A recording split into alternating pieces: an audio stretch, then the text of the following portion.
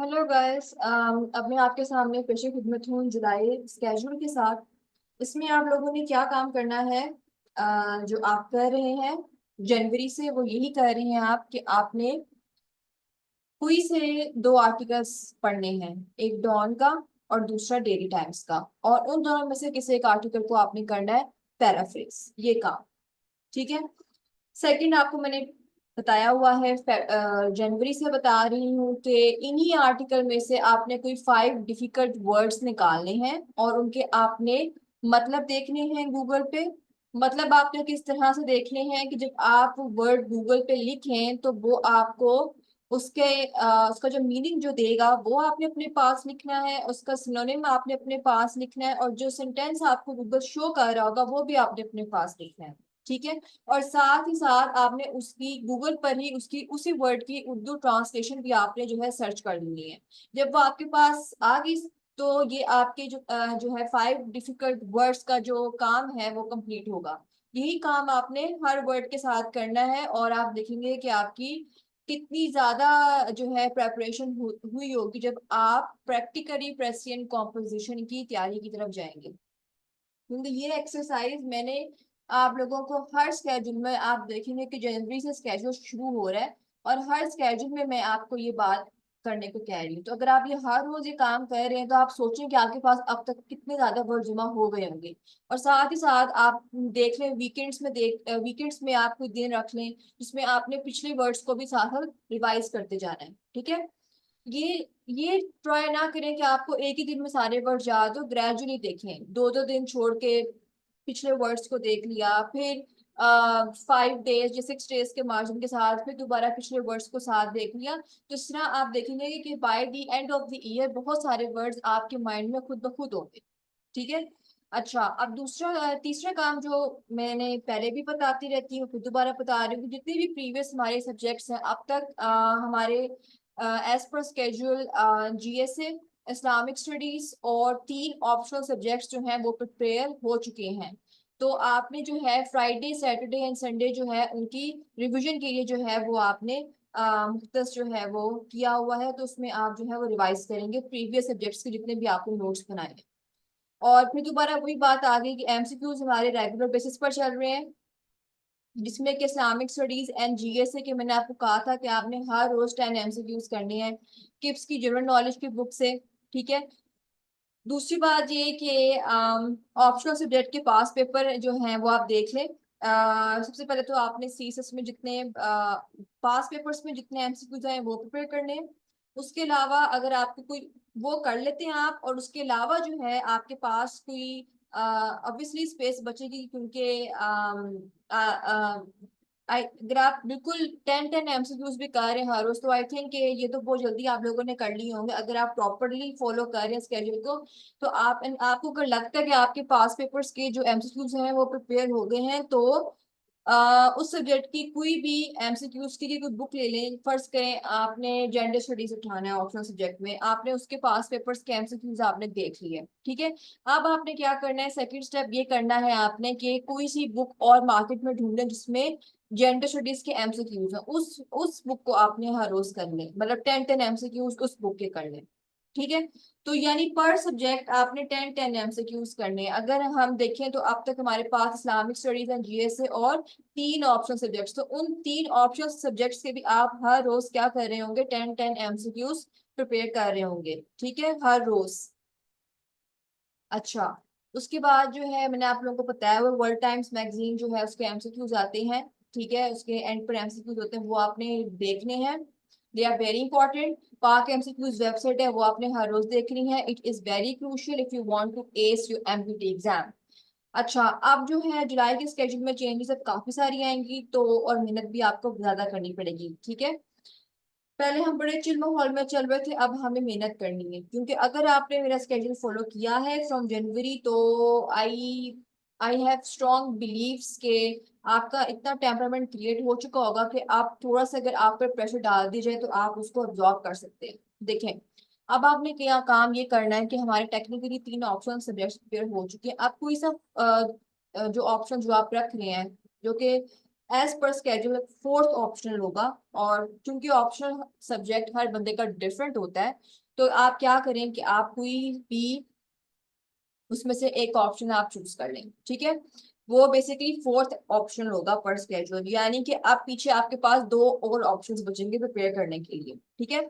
एक वो आपने वो उठाना है और जो पाकिस्तान अफेयर्स का जो अक्सर बच्चों को होता है कि हमारा पाकिस्तान अफेयर्स ना रह जाए ये वो, तो इसको हम स्टार्ट कर रहे हैं जुलाई में ही। और पर जरा रिलैक्सिंग मोड में आप स्टार्ट करें। और वो आप कैसे स्टार्ट करें कि पाकिस्तान अफेयर्स को हमने बेसिकली अब एंड तक लेकर चलेंगे, लेकिन आहिस्ता आहिस्ता आहिस्ता। सबसे ज्यादा फोकस आपका इस ऑप्शनल सब्जेक्ट को प्रिपेयर करने में होना चाहिए। ऐसे भी अब आपका साथ साथ शुरू हो जाएगा, ठीक है। पाकिस्तान अफेयर्स में आपने क्या काम करना है कि पाकिस्तान अफेयर्स में आपने सबसे पहले तो अब देखना है कि उसका सिलेबस क्या है। सिलेबस देखा उसके बाद फिर आपने उसका जो है ये देखना है कि उसमें पास पेपर्स में कौन कौन से क्वेश्चंस आए हैं 2016 से ऑनवर्ड्स। सिलेबस देखें और फिर सिलेबस को रिलेट करें पास पेपर्स के क्वेश्चंस के साथ, वो फिर टॉपिक वाइज आप प्रिपेयर करते जाए। और वो अब आप कैसे करेंगे, सबसे पहला काम जो आपने ये करना है, बल्कि आप कर ही रहे हैं, कि ये जो पैराफ्रेजिंग के लिए पहले मैंने आपको सिर्फ पैराफ्रेजिंग का काम दे रही थी। मैं ये नहीं कह रही थी कि आपने इसमें से कोई पॉइंट्स उठाकर अपने नोट्स का हिस्सा बनाना है। लेकिन अब आप पाकिस्तान अफेयर्स की तरफ जब आ गए हैं तो आपने ये काम करना है कि जहां आप पैराफ्रेजिंग करे थे पैराफ्रेजिंग भी आप करेंगे, लेकिन उसी आर्टिकल उसी आर्टिकल में से जो इम्पोर्टेंट पॉइंट्स हैं वो आपने देखना है कि कौन से, ये जो मैं आर्टिकल पढ़ रहा हूँ ये पाकिस्तान अफेयर्स के का जो सिलेबस है, जो उसके टॉपिक्स हैं, मैं उन टॉपिक्स में इसको कहाँ फिट कर सकता हूँ। ये पास पेपर्स के जो क्वेश्चंस हैं वो कहाँ वो चीजें फिट हो सकती हैं, उसमें से इम्पोर्टेंट पॉइंट्स उठाकर आप पाकिस्तान अफेयर्स का हिस्सा बनाएंगे, ठीक है। ये काम आपने इस महीने करना, फिर हम आहिस्ता आहिस्ता बड़े लेवल पे जाएंगे। तो आप ये देखेंगे कि by the end of this month Pakistan affairs के लिए आपके पास कोई 30 या 31 जो है इंपॉर्टेंट बातें आपके पास जो है वो सेव्ड होंगी, ठीक है। तो वो आपके नोट्स का हिस्सा बनी होंगी, तो आपने देखना है ये काम करना है आपने। और यही काम आपने ऐसे के साथ भी जोड़ना है। ऐसे को भी आप इस तरह से स्टार्ट करें कि 2016 से आप स्टार्ट करें, देखें आप हर रोज देखें आपके कौन सी स्टेटमेंट जो है 2016 के फर्स्ट 2016 के पेपर में जो फर्स्ट स्टेटमेंट है ऐसे की वो क्या है, ठीक है, वो किससे रेलेवेंट है। ऐसे उस टॉपिक को आपने क्या करना है, सर्च करें गूगल पे साथ साथ। मतलब आपके पास अगर फ्राइडे सैटरडे संडे आप रिवीजन के दे रहे हैं, तो मंडे से थर्सडे जो है आप उस टॉपिक को पूरा सर्च करें, ठीक है। सारा का सारा अपने पास लिखने की जरूरत नहीं है। उस टॉपिक को सर्च करें, जो जो आपको उससे रेलेवेंट डेटा मिल रहा है आप उसके इंपॉर्टेंट पॉइंट्स अपने पास उस टॉपिक जो फर्ज करें जो टॉपिक है, अगर वो डेमोक्रेसी के ऊपर है, मैं मिसाल दे रही हूँ, स्टेटमेंट जो है वो डेमोक्रेसी पे है, तो आप अपने ऐसे के नोट्स किस तरह से बनाएंगे कि आप जो है अपना मेन पॉइंट लिखेंगे डेमोक्रेसी, ठीक है, उसके नीचे लिखेंगे स्टेटमेंट, और फिर उसके नीचे जो है इंपॉर्टेंट पॉइंट्स आप लिखेंगे कि ये इंपॉर्टेंट पॉइंट्स जो है वो ऐसे का पार्ट बन सकते हैं। और ऐसे किस तरह से लिखा जाता है उसकी टेक्निक्स के लिए अभी चूंकि मैंने प्रोफेशनल क्लासेस स्टार्ट नहीं की, लेकिन स्टिल आप जो है ऐसे की प्लेलिस्ट में जाकर देख सकते हैं कि ऐसे किस तरह से लिखा जा सकता है। उसके अलावा भी अभी चूंकि वो अपडेट हो रही है टाइम लगता है, तो उसके अलावा जहाँ भी आपको इर्द गिर्द और के चैनल्स मिलते हैं जहाँ पर ऐसे के बारे में गाइडेंस हो किस तरह से लिखा जाता है वो आप देखें।